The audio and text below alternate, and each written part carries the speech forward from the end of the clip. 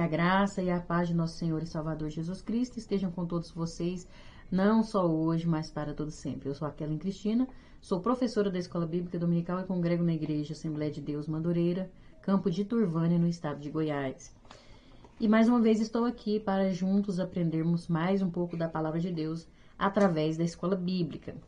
Nós estamos no terceiro trimestre de 2024, trabalhamos com a revista da editora Betel, e o tema desse trimestre é a relevância da igreja, sua essência e missão, reafirmando os fundamentos, a importância do compromisso com a palavra de Deus, a adoração sincera e o serviço autêntico, segundo os preceitos de Jesus Cristo. E hoje eu vou trazer para vocês um comentário da lição de número 2, que tem por título A Igreja e a Relevância para a Adoração Verdadeira no Culto. O texto áureo da nossa lição vai dizer: Que fareis, pois, irmãos, quando vos ajuntais? Cada um de vós tem salmo, tem doutrina, tem revelação, tem língua, tem interpretação. Faça-se tudo para edificação. 1 Coríntios 14, 26. A verdade aplicada vai nos dizer: o culto a Deus é a celebração de seu nome, quando expressamos gratidão e o adoramos pelo que Ele é e por seus atos poderosos em conformidade com as Escrituras. Os objetivos desta lição são estes: priorizar a adoração individual e coletiva a Deus, destacar que somente Deus é digno de adoração e mostrar que Deus busca verdadeiros adoradores. Os textos de referência se encontram no Salmo 122, do 1 ao 9, os versos, né? E você pode acompanhar aí na sua Bíblia, ou então no texto que vai aparecer aqui na tela enquanto eu estiver lendo. Mas eu aconselho que você leia todo o Salmo, né? Sempre que aparecer assim um texto de referência, um versículo, leia o contexto, o que vem antes e o que vem depois. Porque é importante para a gente ter um melhor entendimento da palavra de Deus, né? Versículos isolados, muitas vezes, não traz todo o entendimento. Mas sempre esteja buscando a palavra de Deus por completo. Leia aí também as leituras complementares, tem aí na revista, né? Uma leitura para cada dia da semana. É importante também. E também, né? É importante ler todas as referências que são citadas durante as lições. Eu coloco aqui embaixo, né, as referências. E é muito importante que você esteja acompanhando aí a palavra de Deus e orando em todo o tempo para que o Espírito Santo possa revelar e falar melhor ao seu coração. Amém? Mas eu vou ler aqui como está na nossa revista e diz assim: Alegrei-me quando me disseram: vamos à casa do Senhor. Os nossos pés estão dentro das tuas portas, ó Jerusalém. Jerusalém está edificada como uma cidade bem sólida, onde sobem as tribos do Senhor, como testemunho de Israel, para darem graças ao nome do Senhor. Pois ali estão os tronos do juízo, os tronos da casa de Davi. Orai pela paz de Jerusalém. Prosperarão aqueles que te amam. Haja paz dentro dos teus muros e prosperidade dentro dos teus palácios. Por causa dos meus irmãos e amigos direi: haja paz em ti. Por causa da casa do Senhor nosso Deus, buscarei o teu bem. Amém? Vamos estar orando, e o motivo sugerido aqui pela nossa revista é que nós oremos pela unidade e comunhão na nossa igreja local, né? Eu vou estar orando em favor da minha igreja, né, do campo de Turvânia, aqui pela unidade e comunhão, e você ore também pela sua igreja local, pelo seu campo, né? Apresente todas as igrejas para que o povo de Deus esteja em união, em comunhão e no amor fraternal em Cristo Jesus. E você pode apresentar também o seu pedido, se assim deseja. Amém? Vamos estar orando. Senhor, meu Deus e eterno Pai, agora diante da tua presença eu venho, Senhor, apresentar mais uma vez a minha vida diante de ti, a minha voz, Senhor, como instrumento nas tuas mãos. De mim mesmo eu não tenho nada de bom para oferecer, mas o Senhor é o Deus que pode todas as coisas.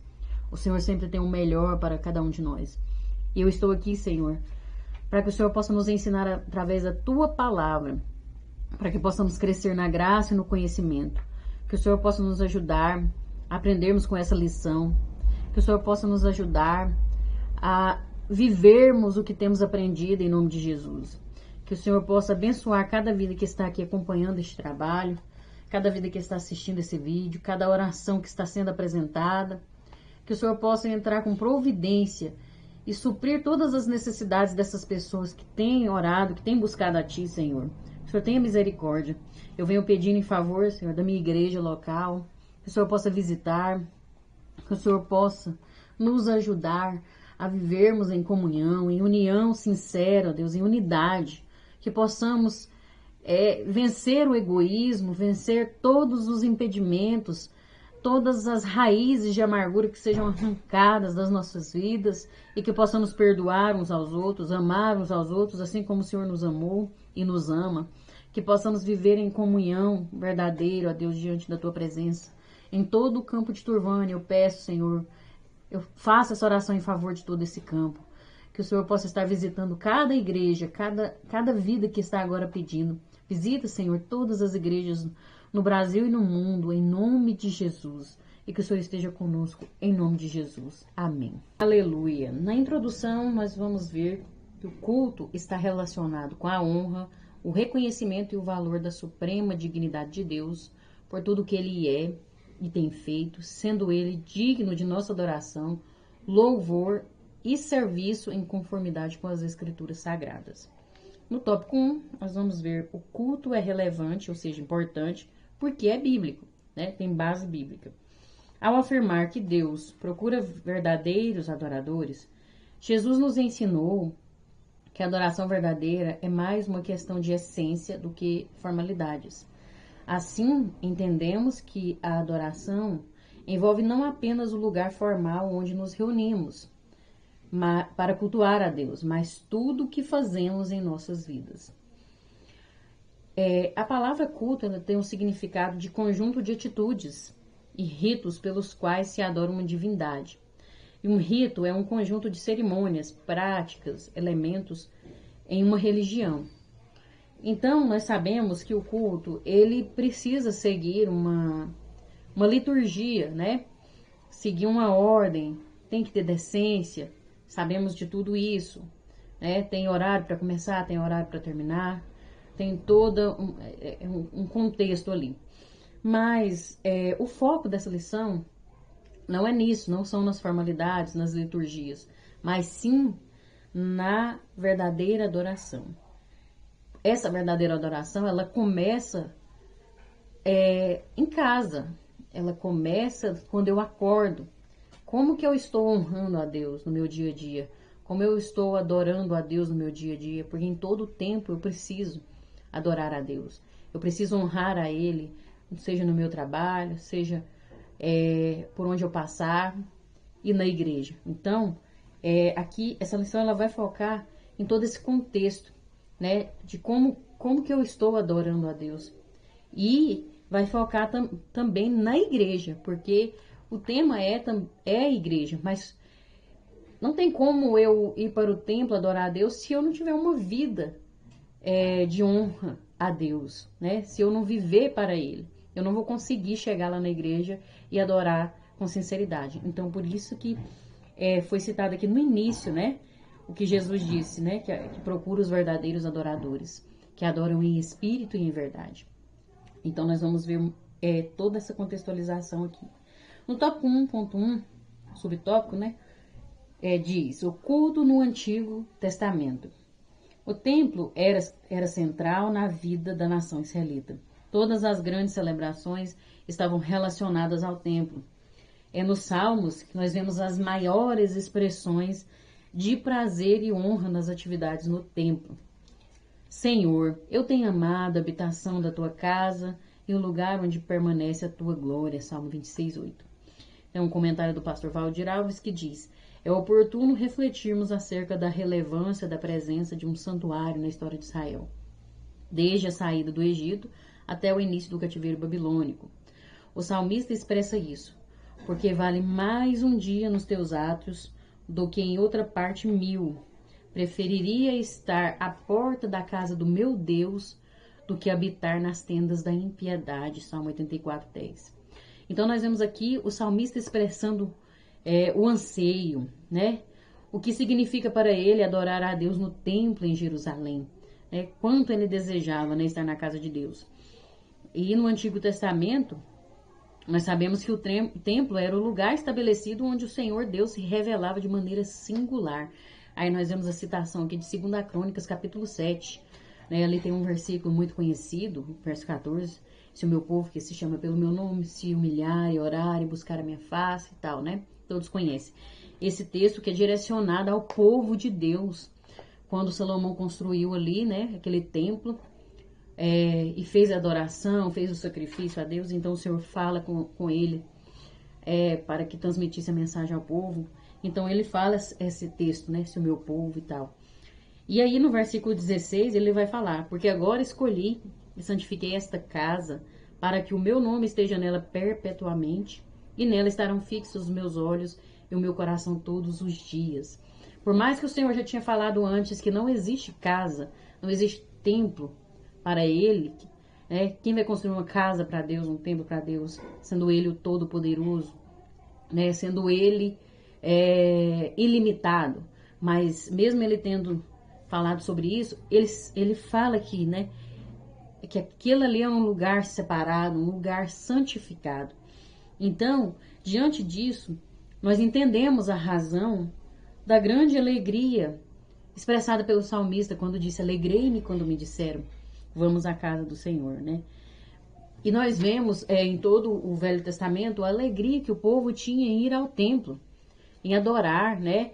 Andavam longe, muitas distâncias para estar ao templo. E você vê nos Salmos o quanto desejavam, o quanto se alegravam em estar na casa de Deus, em estar indo ao templo, congregar, aprender da palavra de Deus.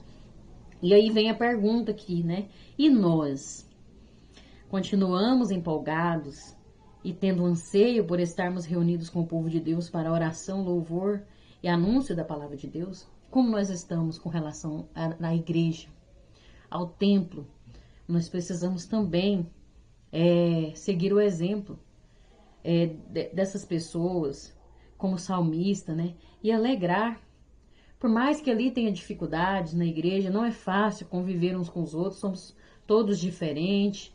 Tem situações, hoje em dia, a gente vê muita hipocrisia, a gente vê coisas que entristecem, houve coisas que entristecem, mas nós precisamos desejar estar na igreja, precisamos congregar, precisamos. Tem muitas pessoas que já pregam hoje em dia que não precisa de ir para a igreja mais, você pode ser crente em casa, né? Mas nós vamos ver ao longo dessa lição que isso é totalmente antibíblico, está fora da palavra de Deus, que nós precisamos sim congregar, nós precisamos nos alegrar quando alguém nos convida a ir à igreja, quando vemos o cartaz, né, do culto, nós precisamos nos alegrar desde o dia em que acordamos e ter esse desejo no coração. E nós vemos aqui que após proferir uma pequena oração lá no Salmo 84, pelo rei ungido de Deus, o salmista descreve a alegria de se juntar aos outros no culto de adoração. Olha para você ver, o Salmo 84, você pode ler. Ele preferia ser o mais humilde servo do templo do que ter um lugar de habitação permanente onde a impiedade abunda. Mas ele pensou assim, ele falou, eu posso estar até na porta, pode ser na porta da igreja.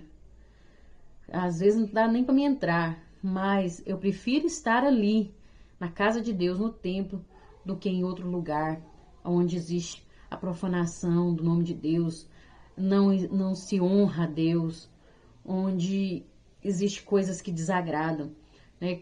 Situações, porque quando você está no culto, se você concentrar, você precisa concentrar em Deus, você precisa prestar sua adoração, então você não lembra das coisas ruins, você pensa em Deus, você se conecta a Deus.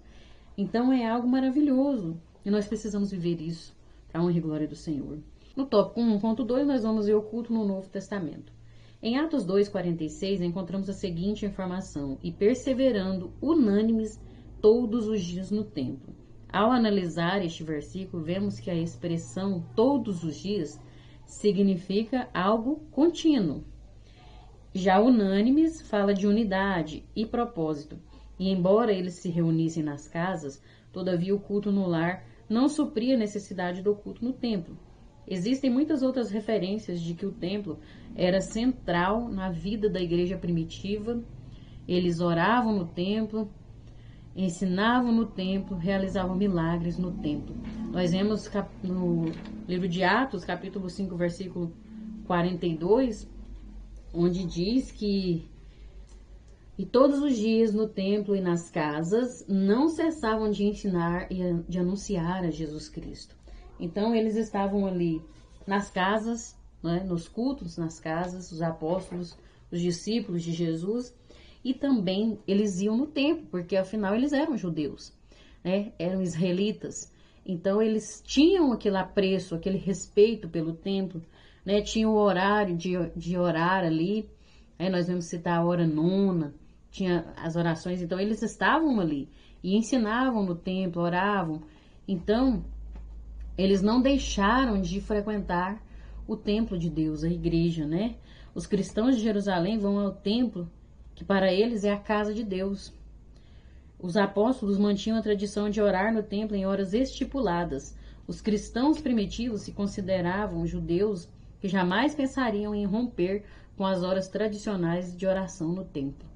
Então, nós já vimos o Velho Testamento, o Novo Testamento, a importância do templo, da igreja, né, que eles não deixaram, e nós precisamos também seguir esse exemplo, continuar servindo ao Senhor, né, indo à igreja, congregando, e nós vamos ver isso aqui no tópico 1.3, que fala o culto na atualidade. Sabemos que na Nova Aliança a presença e o culto a Deus não estão restritos a um lugar, como bem disse Jesus à mulher samaritana, pois viria a hora em que nem em Jerusalém, nem no monte de Gerizim adorariam ao Pai, mas os verdadeiros adoradores adorariam ao Pai em espírito e em verdade, independentemente do lugar. É claro que não é só na igreja que eu posso prestar um culto, não está restringindo aqui, né? Não está falando que é só ali, mas sabemos da importância que tem a igreja, o congregar, né? É muito importante, porque foi a palavra de Deus. Nós vamos ver um versículo que fala de congregar. É porque eu não guardo na mente onde que está, mas eu anotei aqui nessa lição. Nós vamos achar ele aqui. Então é muito importante nós estarmos na igreja congregando. Mas, já é igual eu falei no início, você precisa ter uma vida de honra a Deus, uma vida de adoração, para que quando você chegar no culto, você esteja com seu coração quebrantado, você consiga adorar em espírito e em verdade. Se você já pratica isso antes de ir para a igreja, então para você você vai ser maravilhoso, né? Adorar a Deus ali, prestar um culto a Deus. Aí nós vemos aqui essa sublime verdade, né? Não substitui a necessidade e o imperativo do culto coletivo da igreja, realizado no templo. Em Hebreus 10, 25, temos a grande exortação para não deixarmos de congregar. Esse versículo que eu queria falar. Porque naquela época era costume de alguns. Infelizmente, hoje podemos dizer que o mesmo tem se tornado costume de muitos. Naquela época, era costume de alguns deixar de congregar, né? E aí veio a palavra de Deus exortando que não deveriam deixar de congregar. E hoje isso se repete. Nós vemos isso acontecendo, o que diz aqui ó, em Hebreus 10, 25. Não deixando a nossa congregação, como é costume de alguns, antes admoestando-nos uns aos outros. E tanto mais quanto vedes que se vai aproximando aquele dia. Está chegando o dia da vinda do Senhor. E nós precisamos lembrar o irmão, a nossa irmã, né? Olha, vamos para a igreja. Jesus está voltando, vamos. Não deixa de ir na igreja, não. Vamos congregar. Porque tem uns que não vai na igreja mesmo, não. Para que ir na igreja? Tem uns que incentiva o outro a não ir na igreja. Não, isso não adianta você ir na igreja, não resolve nada, não. Pelo amor de Deus, misericórdia. Olha o que a palavra de Deus está falando. Né? Admoestar, olha, vamos, está chegando, Jesus está voltando. Não deixe de ir na igreja. Congrega. É claro que igreja não salva, a gente sabe disso. Mas é um ensinamento da palavra de Deus. Né? Essa palavra é a verdade. Então nós precisamos estar ali, porque ali nós aprendemos. Nós vamos ver aqui o tanto que é importante estarmos na igreja, porque ali nós crescemos na graça e no conhecimento. Ali nós aprendemos a lidar uns com os outros, aprendemos a perdoar, aprendemos a suportar uns aos outros. Porque fugir do problema é muito fácil, né? Tem que resolver, não pode desistir, tem que estar forte, tem que estar firme. Olha o que Jesus enfrentou. Jesus é o maior exemplo de congregar, porque ele foi perseguido pelo o próprio povo judeu, né? Pelos os líderes religiosos, né? Os pastores ali da época. Ele foi perseguido, ele foi torturado, ele foi cuspido por eles. E Jesus nunca deixou de ir na sinagoga, ele sempre estava ali ensinando, né? Só quando a situação complicou, que foi Deus orientando ele que não era para ir, ele não ia, mas ele estava ali curando, ajudando. Então ele é o maior exemplo de congregar. Então eu vou seguir o exemplo de Jesus. Pode vir me falar o que quiser, eu vou seguir o exemplo de Jesus. Se mostrar na Bíblia que Jesus deixou de congregar, né? Se provar para mim, aí já é outra coisa. Mas não vai provar porque não tem, né? Não tem uma prova ali na Bíblia. Jesus é o maior exemplo, né? Ele ia nas casas também, ia pelas ruas, sim, mas ele nunca deixou de congregar. Então nós devemos depreender que a cada minuto o culto deve mostrar ao participante porque ele está ali, já no culto ali, né? A cada momento, o culto deve mostrar ao participante que ele precisa corresponder-se com Deus ali em seu íntimo. O membro jamais deve ir à igreja com a missão de apenas cumprir todos os itens da liturgia programada. Ele deve ir para adorar e cultuar a Deus. Por que tem muita gente que está deixando de congregar, está desistindo? Porque não está indo com esse propósito. Você vai à igreja para prestar um culto a Deus. Você vai à igreja para adorar a Ele. Agora, se você for olhar, reparar nas pessoas, se você for ficar incomodado com quem vai, com quem está ali em cima, com quem não está, com o que o outro está fazendo ou deixa de fazer, se você for para reparar as pessoas, você não vai conseguir servir a Deus. Jesus fala, né, que nós devemos seguir Ele é o nosso alvo. Toda vez que eu chego na igreja, que eu joelho ali e oro, eu falo: Senhor, me ajude a te adorar, me ajude a não olhar nem para a direita nem para a esquerda, mas somente para o Senhor, que é o autor e consumador da minha fé. Porque a gente é falha, a gente é humano, então a gente tem a tendência de querer ficar olhando, de distrair, né? Mas não pode, porque senão não consegue. Aí você vai perdendo o desejo de congregar. Você vai perdendo o desejo de ir para a igreja. Então você precisa ir para cultuar a Deus, prestar o seu culto a Deus, né? O culto tá ruim, então você que está prestando um culto ruim a Deus, né? Então olhe como que você está, por que você está ali, né? O culto deve mostrar isso. Por que você está ali? Você precisa pensar nisso. O que eu estou fazendo? O culto é para me adorar a Deus. O que eu estou fazendo aqui? Medite, reveja suas atitudes, né? Amém? No tópico 2, nós vamos ver o culto é relevante pela comunhão. Ele é importante pela comunhão. A palavra comunhão, do grego koinonia, expressa a intimidade que deve haver na vida cristã, tanto com Cristo, né? Assim, na vertical, bem como com os irmãos, na horizontal. Então, nós vamos ver aqui nos subtópicos detalhes dessa comunhão com Cristo e com os irmãos. No 2.1, comunhão com Deus. Conforme já dissemos, a comunhão com Deus não se restringe ao culto no ambiente do templo. Haja vista que Cristo está conosco sempre. Ele disse: estarei convosco todos os dias até a consumação dos séculos. Devemos, porém, reconhecer que a frequência aos cultos é fundamental, pois este é o veículo ou o ambiente mais adequado para conduzir o adorador a um encontro real com Deus. Ali no culto, você se distrai menos do que em casa. Isso é uma realidade, gente, não adianta, a gente precisa reconhecer. Quando a gente vai para a igreja, pelo menos comigo é assim, eu vou com a intenção de adorar a Deus. Então, todo momento, desde o início, é voltado para isso. O ambiente ali é voltado para isso, né?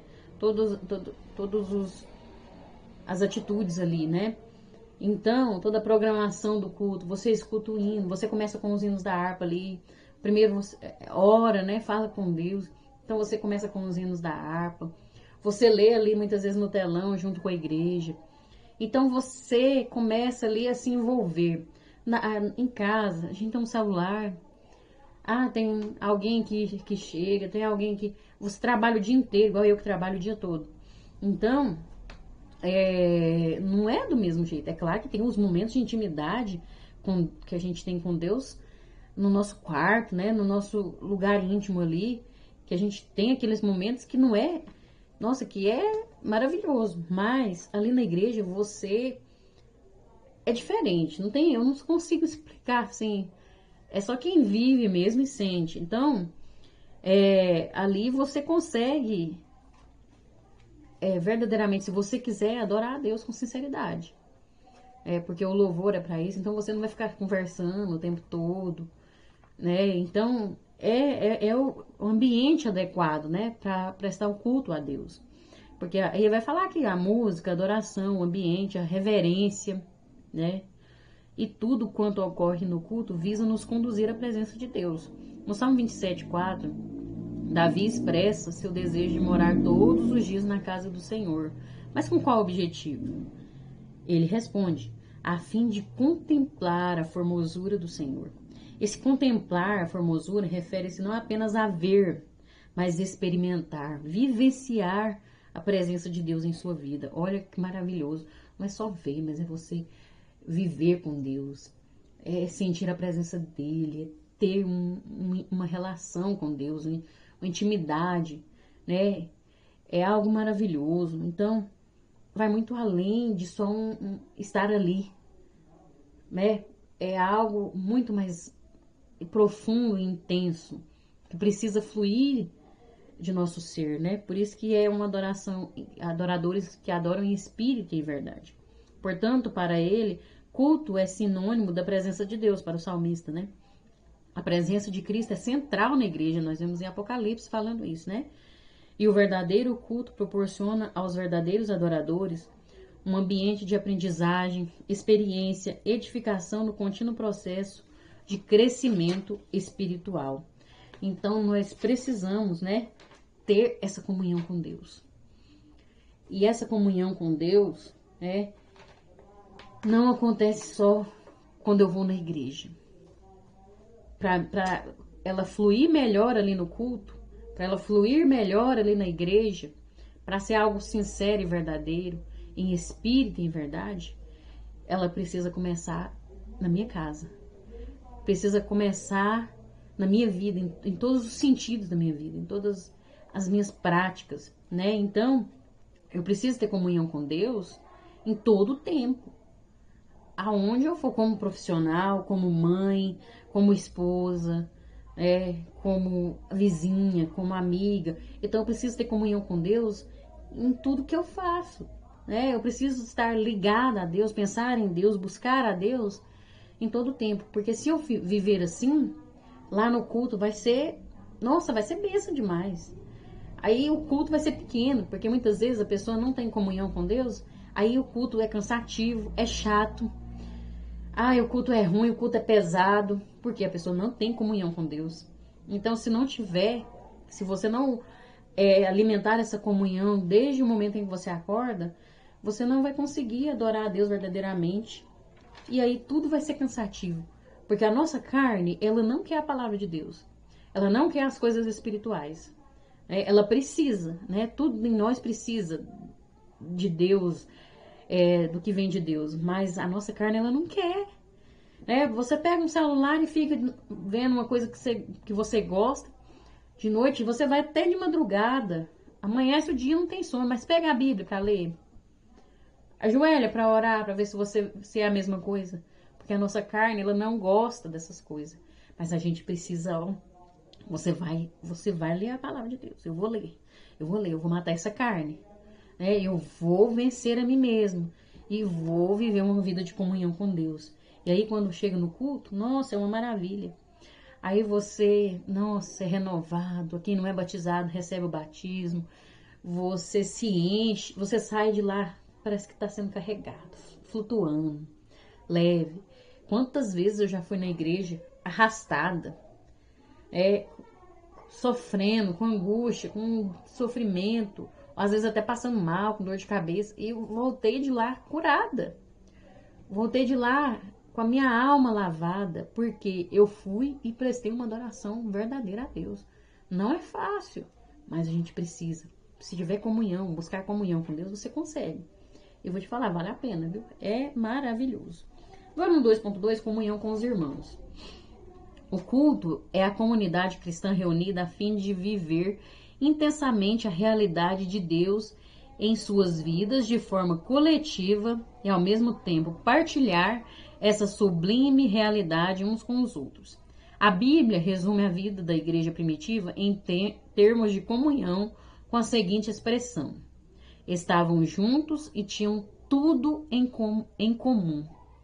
Embora a comunhão com Deus possa ser individual e pessoal, o reflexo disso resulta em comunhão coletiva. O verdadeiro cristão tem prazer na companhia dos seus irmãos e o ambiente de culto oportuniza isso. Então, veja só.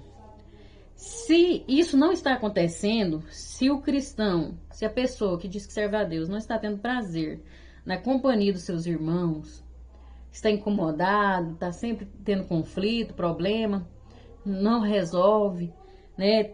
Não está sendo um ambiente bom, é porque a comunhão com Deus não está boa. Por quê? Se eu tenho comunhão com Deus, se eu vivo em harmonia com Deus, automaticamente eu vou viver em harmonia com os meus irmãos. É claro que nem todos vão responder da mesma forma. Acontece conflitos, acontece situações que nos entristecem, que causam discussões, mas isso não pode virar uma rotina, não pode ser comum, não pode ficar assim o tempo todo isso. Tem que haver um momento que vai consertar, que vai cessar essa guerra, esses problemas, esses conflitos, porque quem tem amor, o amor de Deus, não vive em pé de guerra, não vive brigando uns com os outros, né? O amor de Deus, às vezes até eu não gosto daquela pessoa, tipo assim, eu não gosto, mas eu tenho que amar. Gostar é diferente de amar. Amar é uma decisão que você toma, como Cristo nos amou. Ele decidiu nos amar, né? Então nós precisamos também amar. O que quer dizer isso? Eu vou ficar lá bajulando a pessoa perto da pessoa? Não, mas eu também não vou desejar o mal. Eu vou ficar feliz quando ela se dá bem, quando ela conquista suas vitórias. Eu vou ficar feliz, né? Eu não vou como se diz, alegrar com o sofrimento da pessoa, porque tem gente que não sabia, plantando o que colheu, não sei o que, né? Então isso aí não é amor, né? Então a pessoa precisa de transformação, de perdoar, né? De humilhar diante de Deus e ter comunhão, porque sem o amor não tem como haver comunhão. E como que eu consigo esse amor? Eu preciso andar em espírito, eu preciso me afastar das coisas da carne, né? Lá em, acho que é Gálatas, que fala, né, das obras da carne, do fruto do espírito. Então, para mim andar em espírito, eu preciso deixar de praticar as obras da carne, lutar contra elas, né? Fofoca, mentira, tantas coisas que tem lá, né? Discussão, a gente fica às vezes alimentando essas coisas, né? Essas obras da carne, o nosso egoísmo, a nossa ignorância. Eu não levo desaforo para casa. Isso tudo é obra da carne, então não pode ser assim. A gente precisa humilhar, né? E falar: Senhor, eu quero ser melhor. Olha, Senhor, eu senti raiva daquela pessoa. Aquela pessoa me feriu, aquela pessoa me machucou. Senhor, eu estou com muita raiva, mas eu não quero ser assim. Eu não quero.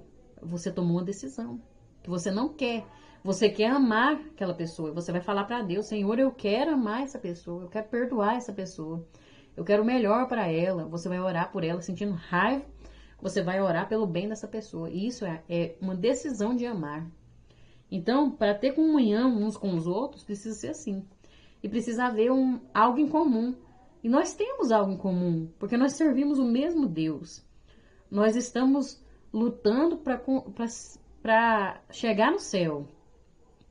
Né? Nós estamos servindo a Ele, a esse Deus Todo-Poderoso. Então, nós temos muito em comum. Então, basta nós pensarmos no que é em comum entre uns e outros e seguir isso, né? E tentar lutar contra essas coisas que o inimigo, ele vem para tentar separar mesmo, para trazer intriga, conflito. E nós precisamos, são muitos detalhes que se a gente for entrar aqui, vai tomar muito tempo, mas no mais é isso, né? A gente precisa amar. Se coloca no lugar do outro, se fosse eu, né? Pensa como Jesus pensou. Para isso você precisa ler a Bíblia e observar, né? O que ele fez, os ensinamentos dele. Nós vimos na lição 1 que a gente tem que viver a palavra de Deus. Então, se a gente lê a palavra de Deus e viver, a gente consegue. Amar o próximo. Não é fácil, falo para você, não é fácil. Mas a gente tem que tentar, a gente tem que esforçar, né? E vai ser uma bênção em nome de Jesus. No 2.3, o resultado da comunhão. Tanto com Deus como com o próximo, né? Gente precisa de Deus, mas gente também precisa de gente. Senão Deus não tinha feito tantas pessoas, né? Paulo queria encontrar-se com Timóteo, pois seria um conforto e encheria o velho apóstolo de alegria. De acordo com o Salmo 133, a comunhão é agradável a Deus. A comunhão é terapêutica. A comunhão é restauradora. A comunhão é abençoadora. Olha que consequências, né, maravilhosas. Por isso, um dos primeiros sintomas de declínio espiritual é normalmente o comparecimento irregular nos cultos e demais atividades da igreja. Ou seja, aquela pessoa que é frequente nos cultos, gosta de ir na igreja, de repente ele começa a afastar, começa a falhar.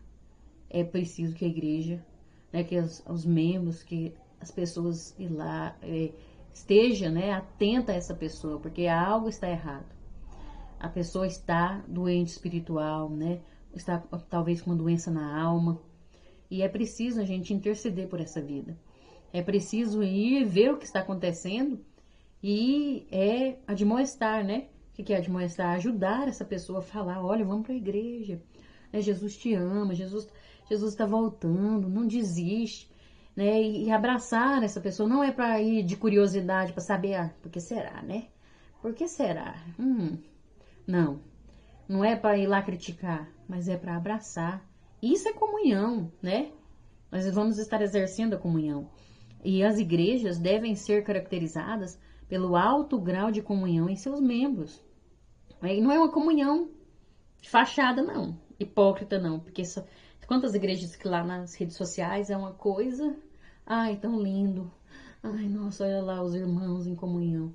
E na realidade é tudo mentira, né? É tudo falsidade e hipocrisia. Não é isso também, não. Porque isso aí... Gente, qual que é a graça de viver uma vida fingida? Uma vida de aparência? Nossa, não tem sentido isso. Eu não vejo... não consigo nem imaginar. Porque, tipo assim, você sabe a sua realidade. Você olha pra você, você sabe... Não, eu não dou conta disso. Nossa, me dá até um... Eu fico irritada, sinceramente. Então, nós precisamos viver de forma unida, porque é extremamente agradável a Deus. E a alegria do Senhor é a nossa força, então nós precisamos. Não é só... claro que nós devemos viver para agradar a Deus, porque isso é maravilhoso, mas nós precisamos disso. Nós precisamos viver em comunhão, é uma necessidade que nós temos também. E a comunhão significa companheirismo, uma relação na qual as partes têm algo em comum, uma interação familiar. Os cristãos têm comunhão com o Pai, com o Filho e com o Espírito Santo, e também uns com os outros. Então é necessário o amor fraternal. Cristo orou para que o seu povo tivesse comunhão entre si. A comunhão com Deus é essencial à frutificação. Jesus disse, sem mim nada podeis fazer. Então, se eu não estiver em comunhão, não produzo nenhum fruto. Fica aquela pessoa estéril, que não produz nada, não faz nada, quase que morta espiritualmente, né? Então, e quem não produz é cortado, né? Lá fala, né? João 15. Então, nós precisamos rever aí como nós estamos fazendo e vivendo, e que possamos aprender em nome de Jesus. Amém? No tópico 3, nós vamos ver elementos centrais do culto. Na visão apostólica, existem 3 elementos centrais imprescindíveis, ou seja, fundamentais em um culto, que é a palavra de Deus, a oração e a adoração. 3.1. A palavra de Deus é central no culto. A palavra de Deus é essencial à vida cristã. Jó a considerava mais importante do que a própria comida. A palavra de Deus é o mais importante cardápio no alimento espiritual do crente. Por reiteradas vezes, ela é comparada com o alimento que nutre a vida espiritual. Nós aprendemos muito sobre a palavra de Deus no tópico 1, o quanto ela é importante, né? O quanto ela é essencial para a vida do cristão e para o crescimento da igreja, para a edificação da igreja. A Bíblia é um instrumento primordial para o desenvolvimento do culto. Ela ocupava um lugar central no ministério dos apóstolos. Isso é uma realidade.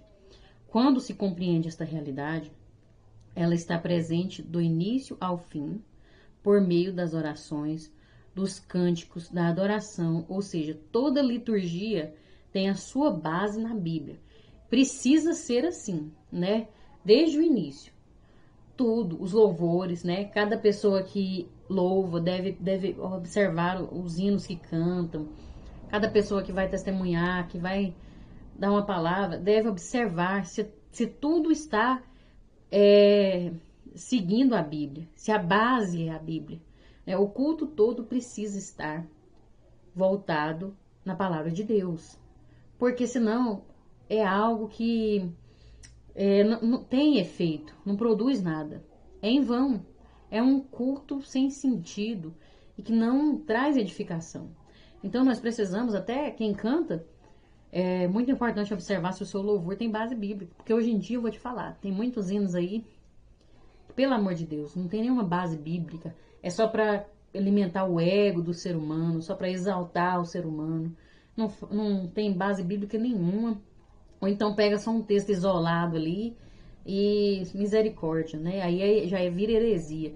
Então, tudo isso precisa ser observado, né? Precisa haver uma liturgia que tenha base bíblica, né? Tem muitos que vai ali dar uma palavra, aí fica jogando indireta um pro outro, outros pega o microfone e sobe no púlpito para desabafar, fala coisa que, pelo amor de Deus, é umas coisas que, misericórdia, não, é difícil, não é fácil não, nós precisamos orar muito, né? E as pessoas precisam rever o que tem feito. Olha, você tem a Bíblia aí na sua casa, leia antes, né? Medite nela, para que quando você chegar, mesmo que seja de surpresa, o cristão ele tem que estar preparado para o que vier, seja um louvor, seja uma palavra, seja um testemunho, tem que estar preparado para falar com base bíblica, né? Aquilo que vai edificar, né? O que não vai edificar, não fala não, né? Vamos ter sabedoria. O desprezo pela palavra de Deus tem resultado em cultos sem conteúdo, vidas vazias, levando a uma superficialidade espiritual adoecedora, né? Uma aparência. Essa superficialidade fala de pessoas que vivem de aparência. Pessoas que parecem que é muito crente. Parece, mas não é. Entendeu? Isso é ser superficial, né? E eu não quero ser, eu quero mergulhar nas águas profundas da presença de Deus. Então, nós precisamos rever isso aí, né? Tudo para edificação. A relevância da exposição bíblica em um culto é atestada quando o apóstolo Paulo apresenta doutrina, ou seja, instrução, como um dos elementos da liturgia. Aí nós vemos lá, né, o que diz que tem que ser tudo para edificação, que é o nosso texto áureo, né? Tem louvor, tem testemunho, tem palavra, tem revelação, tem línguas estranhas, mas que seja tudo para edificação. Aquilo que não edifica não deve ser falado, não deve acontecer. Então, que possamos rever isso e priorizar a palavra de Deus, né? Em todo o tempo, em nome de Jesus. No 3.2, nós vamos ver o efeito da oração coletiva. É necessário compreendermos que a oração coletiva é tão importante quanto a oração individual, já que uma reforça a outra. No livro de Atos, podemos aprender algumas lições sobre o efeito da oração coletiva e a importância que ela tem para que a obra de Deus possa avançar. É crucial que a igreja, o corpo de Cristo, cultive a oração coletiva em conexão com a vontade de Deus já revelada, como vemos na descida do Espírito Santo. Ali todos estavam orando, né? Juntos, era uma oração coletiva e todos receberam, né? O batismo. Foi uma bênção, né? Maravilha. Receberam o Espírito Santo em suas vidas. E nós sabemos que tem muitos exemplos na Bíblia da oração coletiva, né? De resultados da oração coletiva. O quanto Deus é poderoso para fazer. E nós vemos aqui no cenáculo, quando eles estavam reunidos, ali quase 120 pessoas, e todas foram cheias do Espírito Santo. Isso pode repetir hoje, desde que a igreja esteja disposta a perseverar em oração. Tem que ter disposição para orar, para buscar a presença de Deus. O Senhor Deus atendeu a contínua oração da igreja e enviou um anjo para libertar Pedro. Olha o resultado da oração coletiva.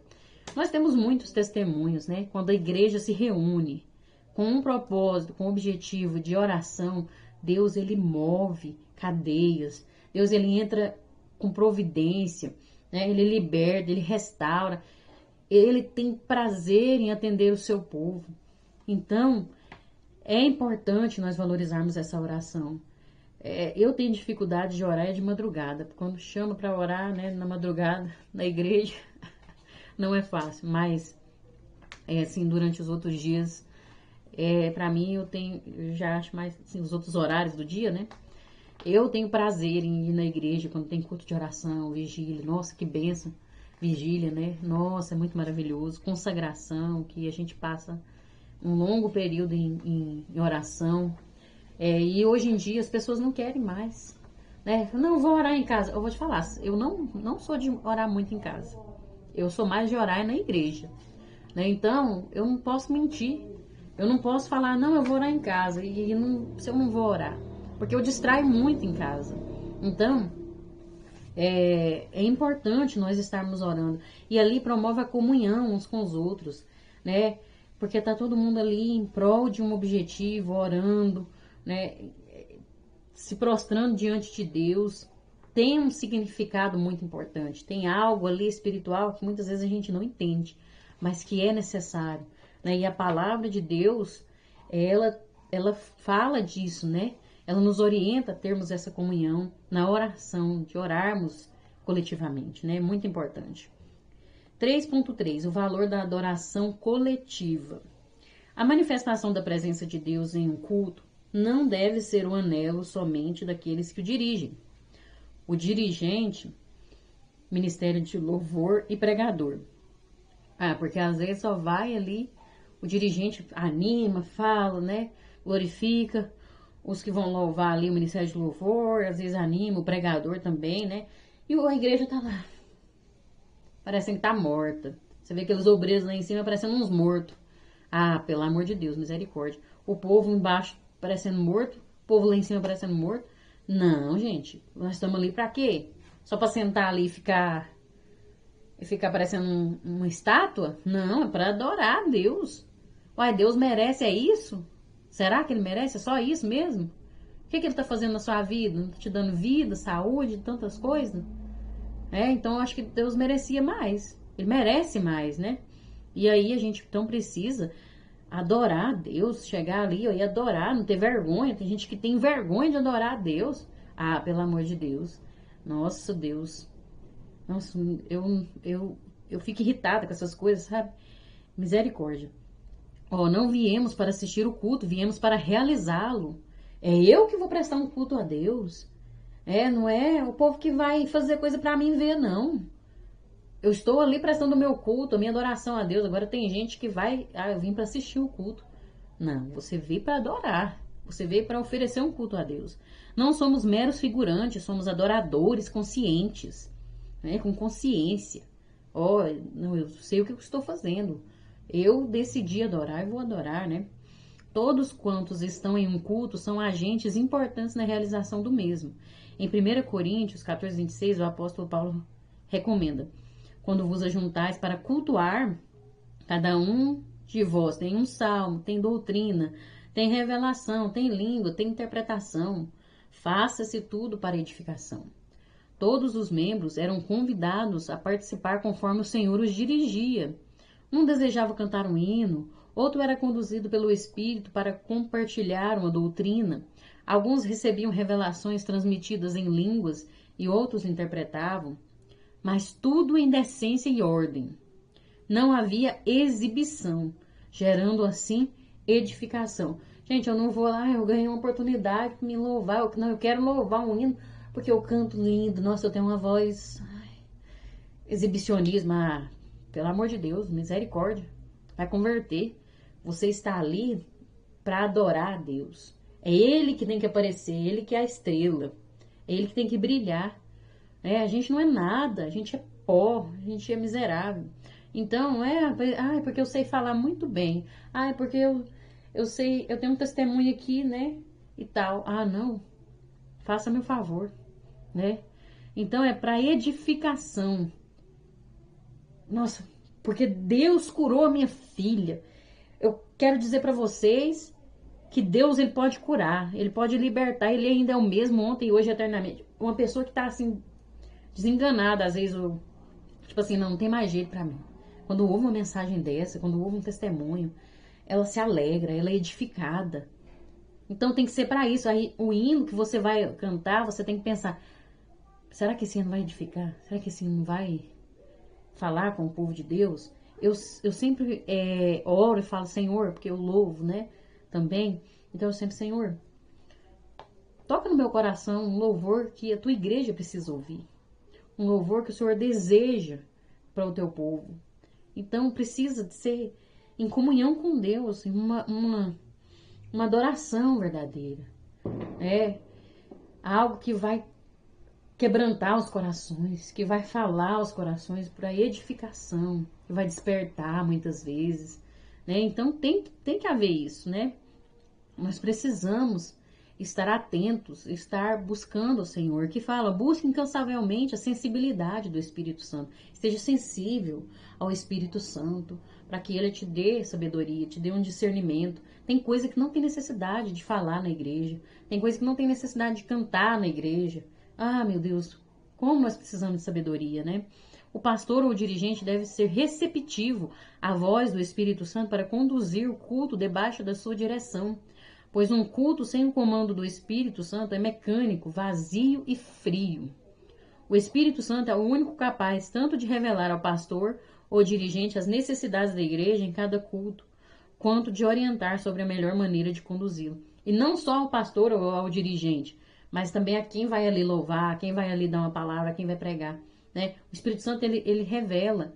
Se a pessoa buscar comunhão, buscar ser sensível a ele, ele vai mostrar o que a igreja precisa, o que é necessário fazer ali, cantar, pregar, o que for, né? Então nós precisamos ter essa sensibilidade e prestar a nossa adoração verdadeira, né? Não ter vergonha, não se envergonhar, né? De adorar a Deus com sinceridade, não importar se alguém tá olhando, deixando de olhar, porque tem uns curiosos, né? Parece que nunca viu ninguém adorando. Então não importa com isso, adore, pense em Deus, ele merece isso. Ele merece, olha o que ele já fez para você. Olha quem ele é, né? E adore com coração sincero. Você vai ver em que dimensão que você vai entrar. A gente entra numa dimensão espiritual maravilhosa, onde, não, é inexplicável, mas é maravilhoso. E a conclusão vai nos dizer, o momento que a igreja reserva e programa para oferecer a Deus o culto dentro do seu aspecto bíblico e espiritual é imprescindível, ou seja, fundamental, né? Tanto a nível coletivo quanto individual. Trata-se de um tempo oportuno e importante para o verdadeiro adorador cultivar e manter a real comunhão com Deus, sendo ao mesmo tempo edificado pela sua palavra e fortalecido pela oração e comunhão. Amém? Que o Senhor possa estar falando melhor aos seus corações, que o Espírito Santo, né, possa estar revelando cada vez mais a palavra dele aí para vocês, em nome de Jesus. E até a próxima, se Deus assim nos permitir. Quero te agradecer por estar aqui comigo até o final, né? E até a próxima lição, em nome de Jesus, se Ele assim permitir. Amém? Fiquem com Deus.